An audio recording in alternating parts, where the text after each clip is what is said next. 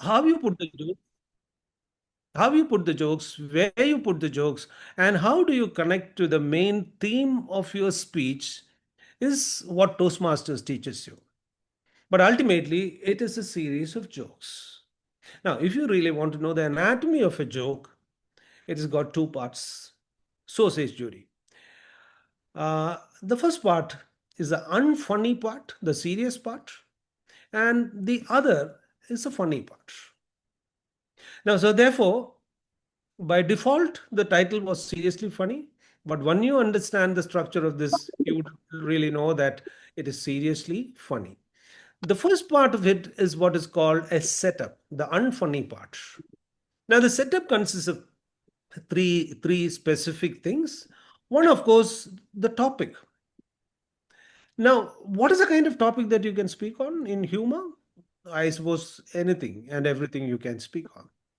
But it has to be siphoned out from very large things.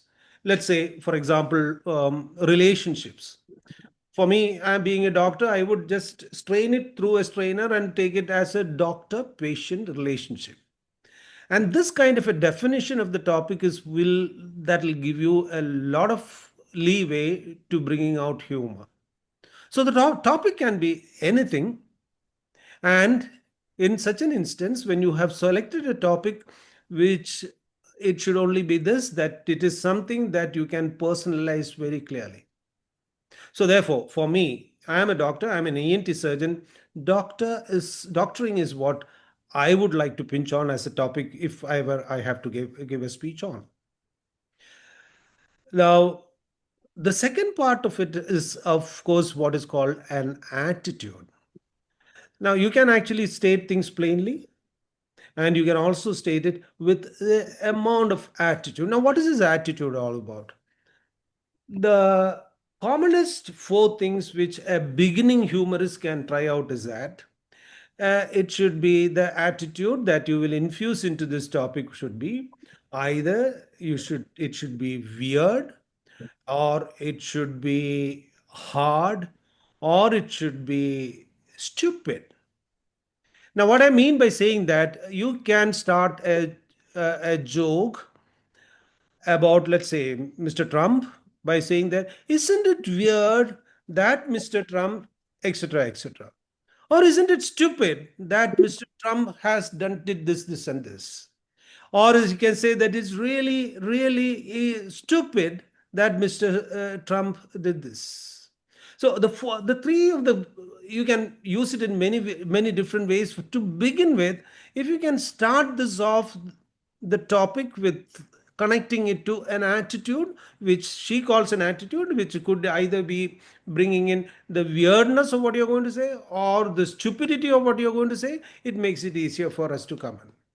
So we have one, the topic, we have one, two, the attitude. And now you go to the third step called the premise. Premise is actually you are telling the story, bringing the context, and actually building up something so that you come to a level where you are almost awaiting an expectation, which is going to come in the next half of it. So therefore, you have the topic, you have infused an attitude into it, and finally you have a premise. All this together is called the unfunny part, or what should we call it, the setup. Now comes the funny part, which she calls it an act out, but generally what we call is a punchline. Now, the transition from a setup to a punchline, there is a mild pause, people are waiting for it, and then comes the punchline. And it is this punchline which brings in the laughs, right? If I would like to give an example of this, let's take a very base joke which is going this way. Let me put it this way, it's about the doctors, and I would say that isn't it funny that the doctors, like cigarette packs, have a statutory, invisible statutory warning on them, boss? And it says, doctors are injurious to health. It's the way it is constructed is this. that I said about it's isn't it funny that is infusing the attitude? We are talking about the doctors, that's a topic, and then the setting that doctors have an invisible statutory warning labeled on them. And then the pause, and then comes the punchline. Doctors are injurious to death. I just said this as an example, not for laughs, but for the fact that this is the way you structure a joke, according to Judy, and this is what I keep trying to do that. But many people do not understand that punchline is what brings the laugh, and in many instances, you bring the punchline in the front right at the beginning, and then you are lost because people are laughing at the punchline, and then they begin to wonder what are they laughing about? Where is the joke which I was looking for? Strict rule, promise, the brings the context, the topic you have selected. You start with an attitude which is weird, funny, or etc., and then you have the punchline is the normal anatomy of a joke. Now, there are multiple things that you can do. The way combinations that you do it is remarkably effective. This is a theoretical stuff which makes you wonder whether this is going to work all the time. You are confused sometimes that does it work or not. And therefore, the second fundamental rule is that you first write out your joke. Not just write out your joke, you clearly demarcate it. What is the punchline? What is the context? Not just write them out, and then ideally, she says, you need to speak it out to an audience of at least one person. And that is where the fine scripting begins to start. You look at that person, look at the response, and if he is honest enough or dishonest enough to say that even if it is a good joke, the laugh has to come. And if it is not so, you need to fine tune it more and more so that ultimately the laugh comes. So it is seriously funny. The business of being funny on stage is seriously, seriously funny. I would like to put across to you something very simple and elementary, and probably discuss a little bit with one or two people. I can see Vishak there, Rajeshwari there, and a whole lot of people who are around. And let us try to see whether, rather than talk theory, whether some of these things actually work, or let me put across three of my very favorite humorists who are online, and let's have a small segment which where we see what they are doing and just try to figure out what is the best way you can do. I would certainly request few of you. Let me get the names. I can see Anil Constantine there. I would request him to come out with a comment when I would ask for. I will ask Vishag to come up with a comment, and maybe one more person, Jyoti or Susan, to do that. I'm going to share my screen, and let's see where we are. All right, the first of this is somebody called Zarna Garg. I'm sure most of you would have seen her or heard her, and therefore I will just play this video. Just have a look at it. If you want, we'll play it again, and let's see what are the elements that she is able to show in this particular video. Hang on. Last year, 6 out of 8 spelling bee champions in America were Indian. Our community was devastated. They were like 75%. That's a C. A C is for chiropractor. That is not a doctor. And when I make these jokes, people ask me, they're like, how can you be so strict and old fashioned? You're a comedian. Yeah, but my kids don't know I do this. I leave my house in scrubs. All right, all right. Let me get Vishak, are you around? Yeah, I'm around. Am I audible? Yes, sir, I can hear you loud and clear. Vishak, would you like to have a look at this video? Or you want me to run it once again and just I give have me some heard. comments about what happened on stage? So basically, in the first sentence, she said the premise very clearly.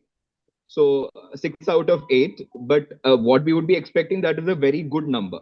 Then it came to the point that Indian mothers or Indian parents expect a lot. And then over there, she had a lot of punchlines along with that. So 3 laughs she got with that one premise. And then she went into comedian cutting. So maybe a sub premise probably with the same thing, if that is what Last you. year, six. Sorry, please continue. Yeah, so that is what I understood from that one small set. But you would agree that there was a premise, isn't it? Yeah, the first sentence was the premise. The first sentence was a premise, so he laid it out very clearly. This is about the spelling bee championships and how Indians do in it. And the element that she brought out was the attitude that she brought out here was, look at this, there is a great amount of achievement in becoming spell bee, but Indians are so obsessed with getting 100 out of 100 that they are so miserable when they get a 75. So that is the attitude that she is trying to bring into it. So we have 1 and 2 together, we have a topic, and that setup is right. And there were innumerable number of punchlines. Did you notice that? I suppose you have Yes. noticed that.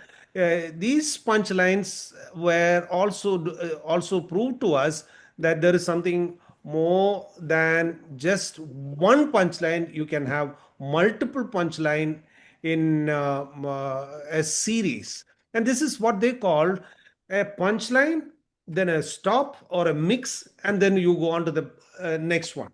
Now, what she did here was very interesting in the sense that the first part of it was about getting 75%. And then she brings in that Indian mother who she says that she also wanted to be a doctor, and therefore she's not. I mean, how can you tell your children that you are a stand-up comedian, and therefore she says that I wear scrubs to it. So these are multiple punchlines which you're doing it, and that is the master of punchlines is her. Now, I also wanted to tell you something to the effect that neither Spelby, Spelby is not anything funny. The topic is not funny at all. But that attitude infused into it is exactly what brings in the humor into it. And the punchline done perfectly. Shall we go on to another one? Yes. Last year, Sorry. but they do that shit in their movies. Like, I remember watching an American film called Air Force One. Do you remember that movie, guys? Where she hijacked the president of the United. Sorry. I'm so sorry. Yeah. But they do that shit in their movies. Like, I remember watching an American film called Air Force One. Do you remember that movie, guys? Where she hijacked the president of the United States' plane. You can't do that shit to Modi. He flies Air India. Do you know how hard it is to hijack an Air India plane? All right, everybody get down on the floor. Excuse me, sir, shut up. Okay, put your hands up in the air. Excuse me, sir, shut up. This plane belongs to the Caliphate of the Brotherhood of the. Excuse me, sir, what? Sir, veg or non veg?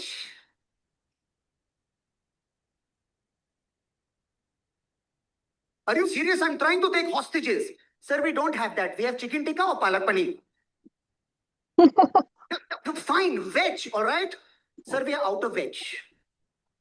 Then why did you just stop crowding the aisle, all right? Lose some weight. Would you get out? Well, you heard that, and that was Veerdas, one of my most favorite comedians right now. And Anil, are you around? Anil Constantine? Can't hear him. Susan, did you hear that bit of video? Yeah, hi. Hi, Sorry. Anil, there you are, there you are. Would you like to just have a comment on this, please? What did you find good, bad, or ugly in it? Uh, I think the key to successful comedy is the element of surprise. What the people or the public are expecting is not what you're going to say, but you take it on a completely different angle. And Veer Das over here does it beautifully by talking about how they're trying to serve veg or non-veg. That's the last thing you would expect the air hostess to come up to you and say in the middle of a hijack. So that's the thing, it's all about the element of surprise and how beautifully and how smoothly you can streamline it into the narrative.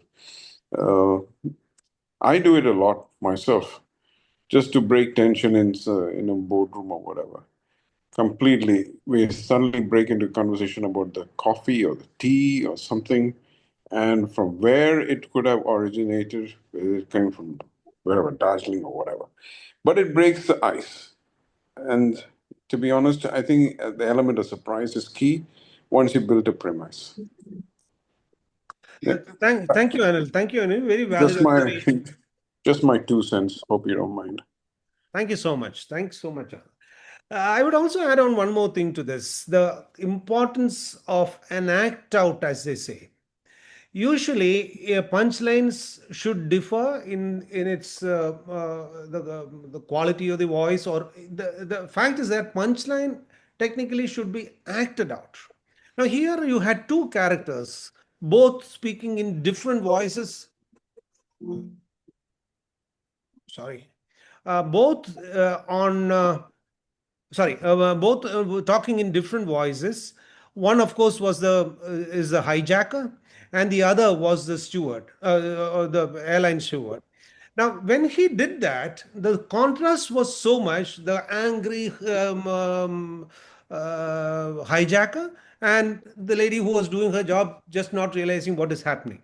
That is an act out. Act out dramatically increases the laughs because you have two characters doing something. It's almost like a play, and they are interacting with each other. That brings it out. So it is not possibly the best thing to have a very straight faced punchline, and if you can actually act out the punchline, that would make it perfect. So there we have a setup and then the punchline, and the punchline is therefore can also call an act out. And this was probably the classical example of act out in this situation. Now we got a third one, and let me go into that. Oh, where is that? Yeah, just getting. This is my third favorite and almost eternally favorite person whom I would love to hear again and again and again. And that is none other than, if you're not guessed, Lola I Kuti. am my parents' favorite child. I'm also my parents' only child. And the best part about being an only child na, is that your parents are forced to like your spouse. Because you are the only way your parents can become grandparents. So when I first told my mother that I wanted to get married to this 6'3", lanky, vegetarian, Gujarati, marine engineer who hates vegetables, she said, "Okay, I'm going to kill."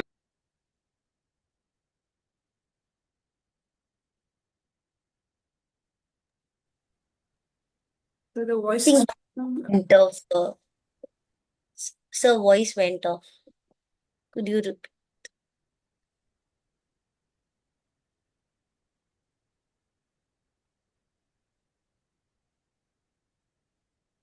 See, because we are self-respecting Malayalis, we don't trust non-drinkers.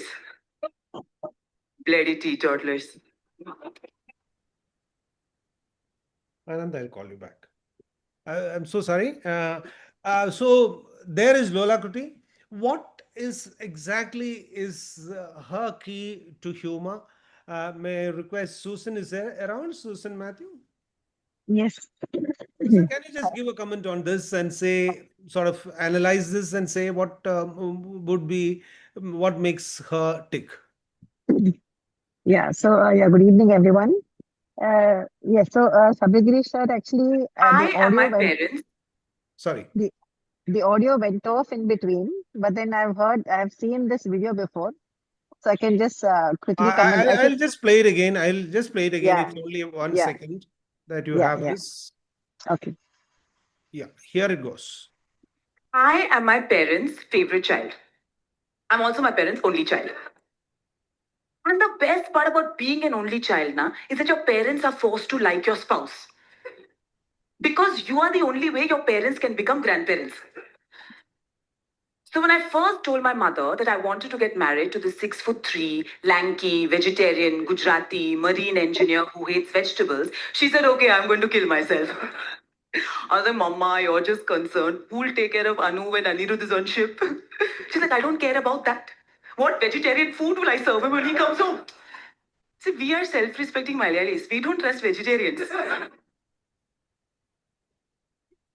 She's like, baby, please tell me at least drink. I was like, don't worry, Mama. Anirudh doesn't eat fish, but he drinks like one. See, because we are self-respecting Malayalis. We don't trust non-drinkers. Bloody teetotalers.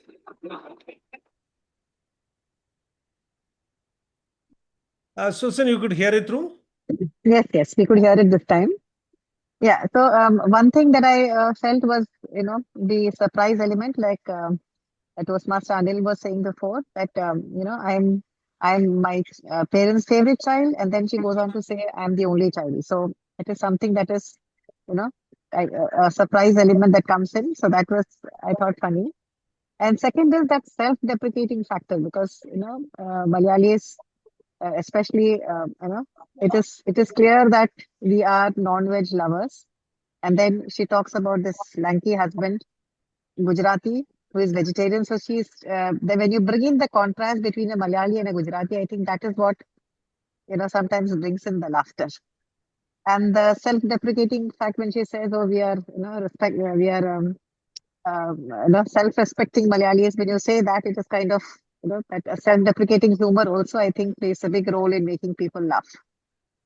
So these are a few things, and of course the accent, when she uses that Malayali accent when she speaks, that also really that it sounds very familiar to Malayali crowd. So I think that also helps to bring in the humor factor there.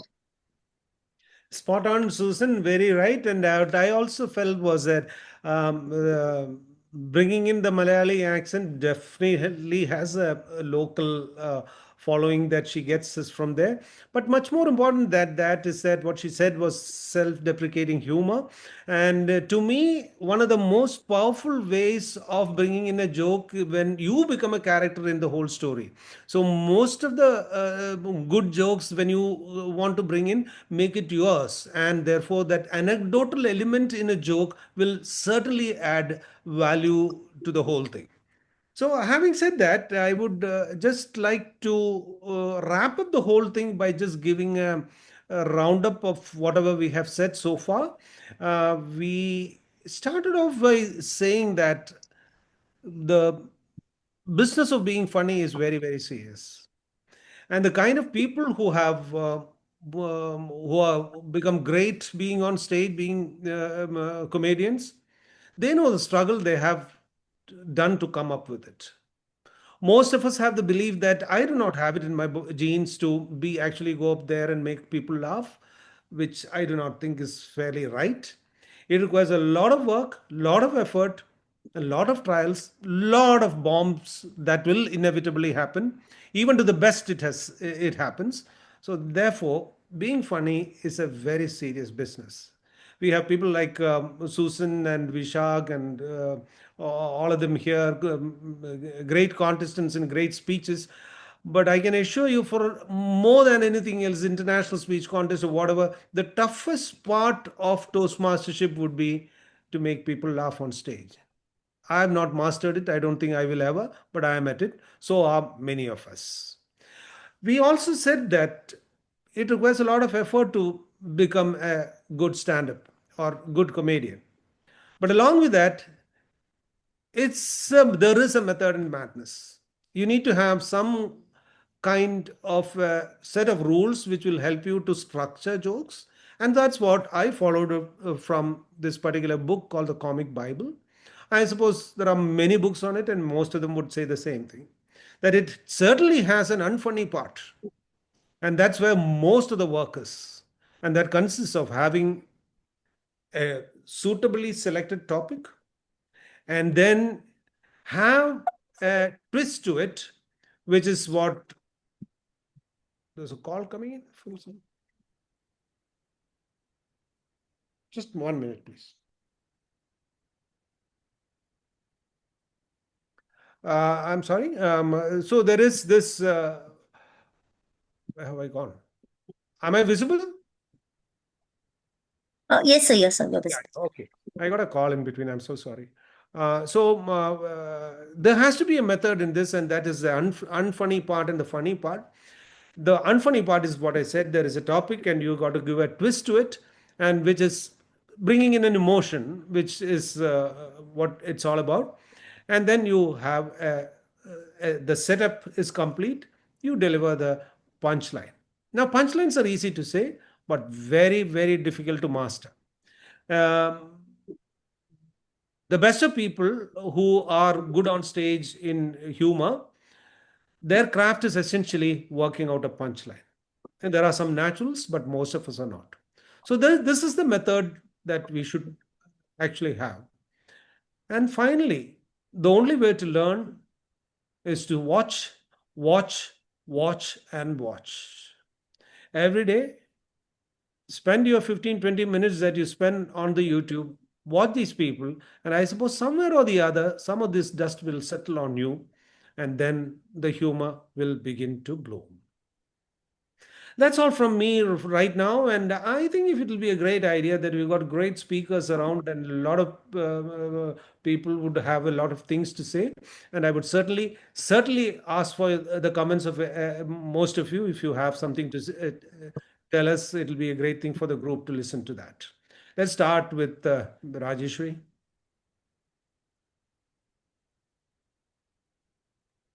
Hello, before that, let me remove the spotlight so that we can see everyone. Yeah, yes. So I can still see a lot of blank screens. Hopefully, they will all be getting ready and coming soon to screen.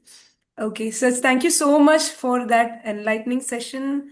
Never in my wild dreams I thought I will see all my favorites videos in your sessions, Anagar, Veerdas, Anu Menon, and whatnot.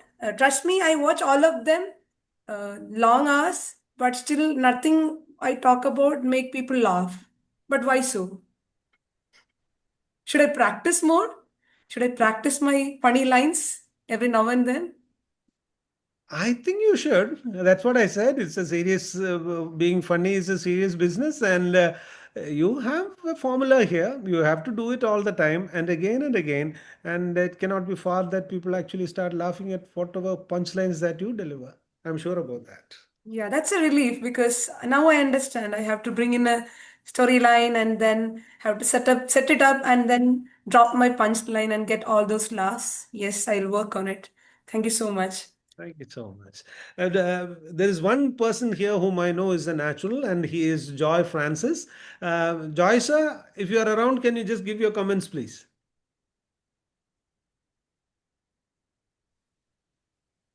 Actually, everybody want to hear from a speaker who use humor.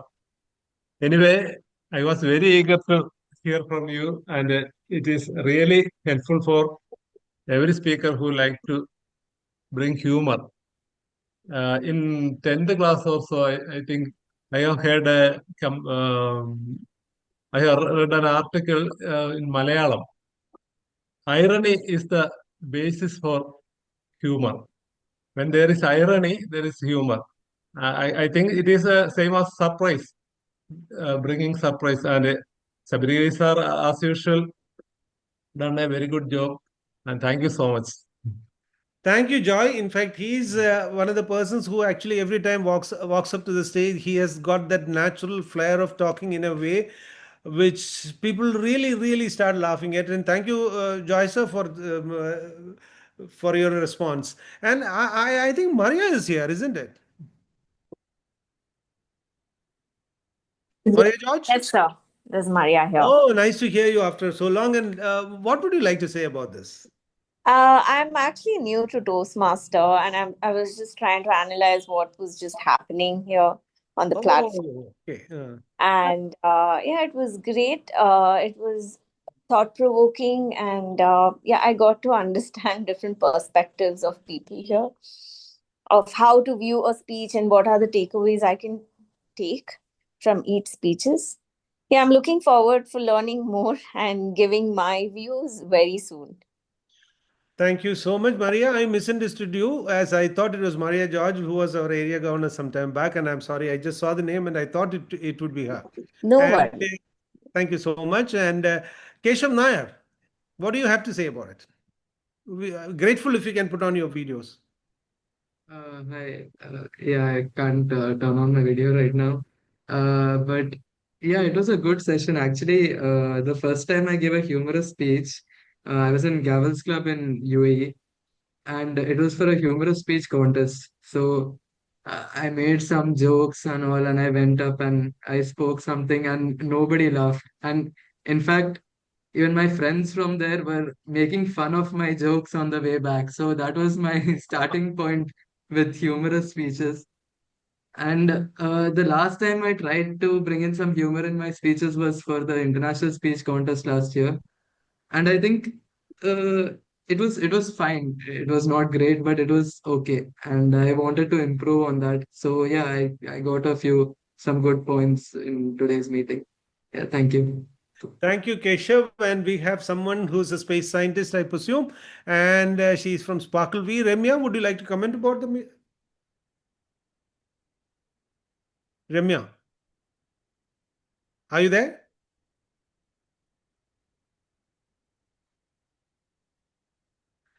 Maybe she's not there. Can I ask distinguished Toastmaster Deepa if she's here? Deepa, are you there? Not really. And I'm very, Yeah, very. yeah, I'm there. I'm there. Yeah, yeah. Would you like to comment about being seriously funny? Well, you're going to get into trouble Sorry? to begin with. Can you hear me? Yeah, we can hear you. Yeah, so I said you're in serious trouble for not being happily married. So I'm a real sucker for the stand-up comedians. I watch them for hours on end. But it is a serious business. It takes a lot of trouble to get to a punchline.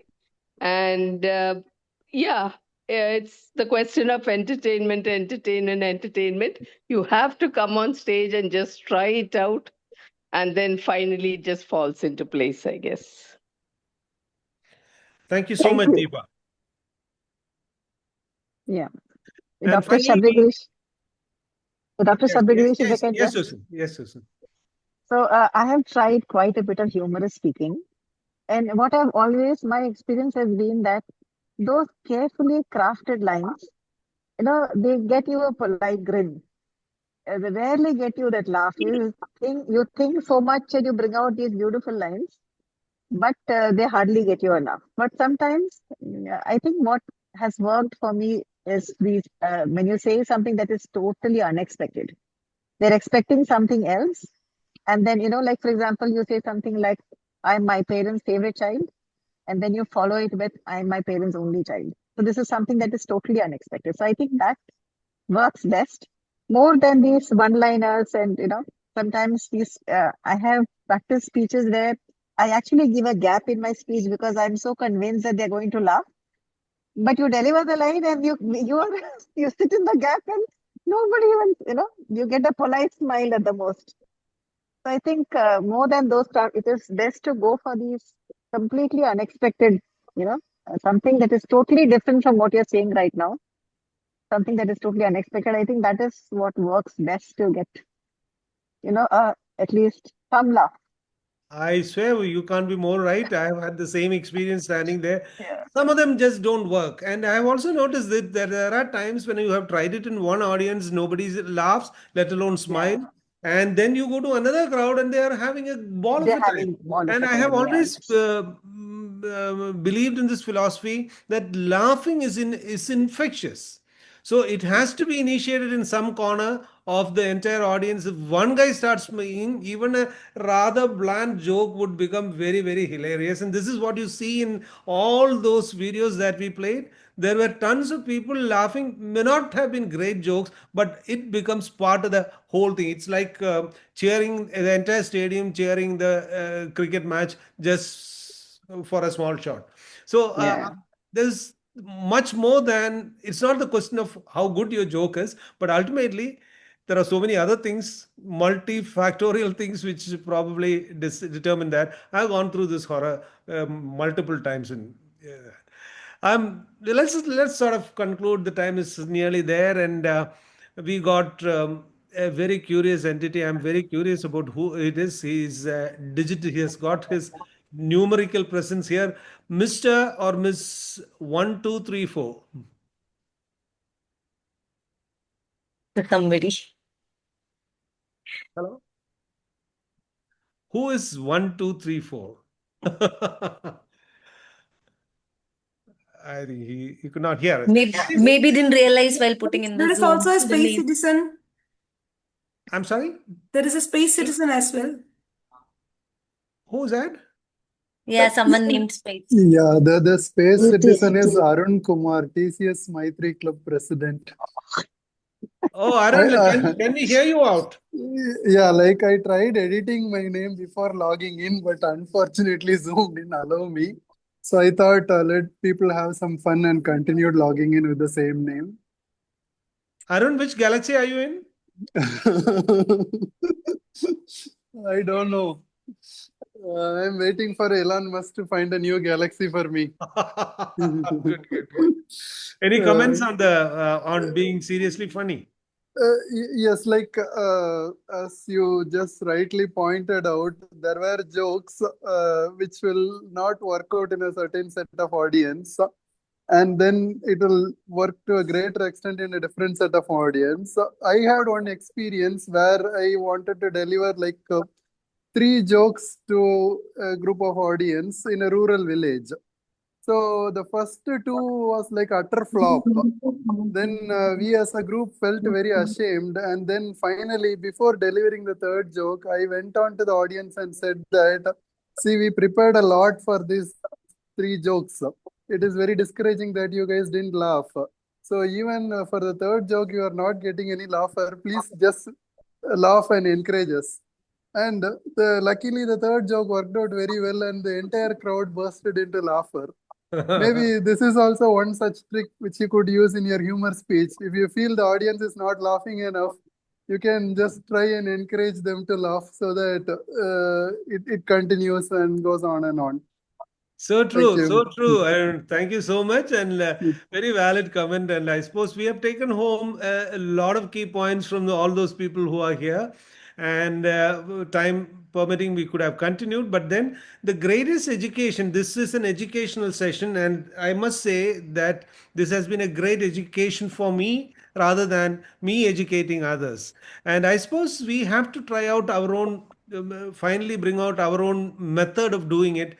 And I'm sure that if you are at it, like Rajeshwari is going to do, at some point of the some point or the other, we'll become seriously funny, and people will start laughing from the time you get onto the stage till you get out. I wish you all of them that kind of a future. Be seriously funny. Thank you so much for a great being a great audience and giving me your ears for it. Thank you so much. Signing off. Thank you, distinguished Toastmaster Dr. Sabari Gireesh, for the wonderful power-packed laughter session. I am also a fan of Veer Das. I also listen to him, and I always think why we can't give such kind of speech.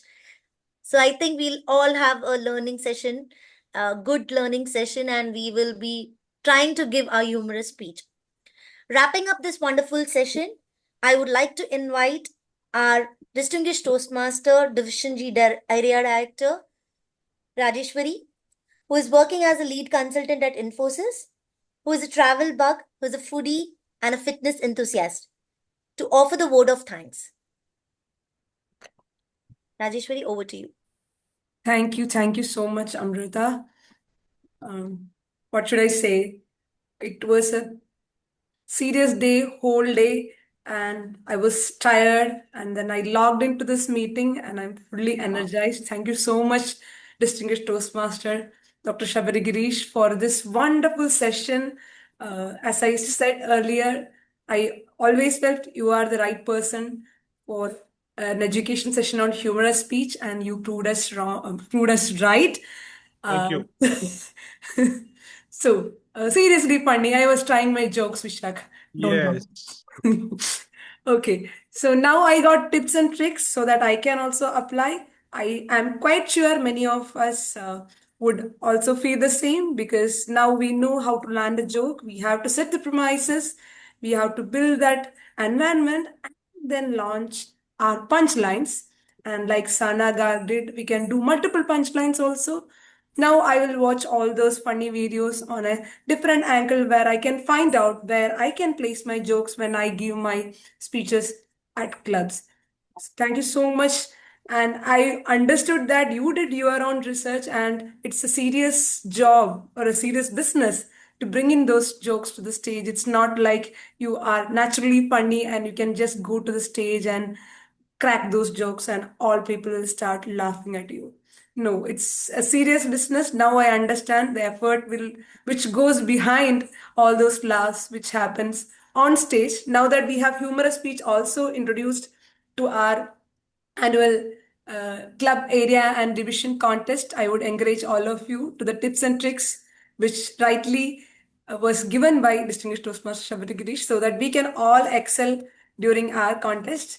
So let this be an encouragement for all of us to bring in that element of fun to our speeches. Thank you so much for spending time with us. We are deeply grateful for your time and knowledge. Thank you, sir. Over to you, Amrita. With this, wrapping up everything, I think it's a great evening. We all had a very good learning, and we all will have a great humorous speech ahead. Thank you all. Have a good evening. Thank you, everyone. And thank you, Amrita, for gracefully hosting the entire sequence. Thank you, Rajeshwari. Bye bye and good night. Bye-bye. Bye, good night. Good night. Bye bye. Good night.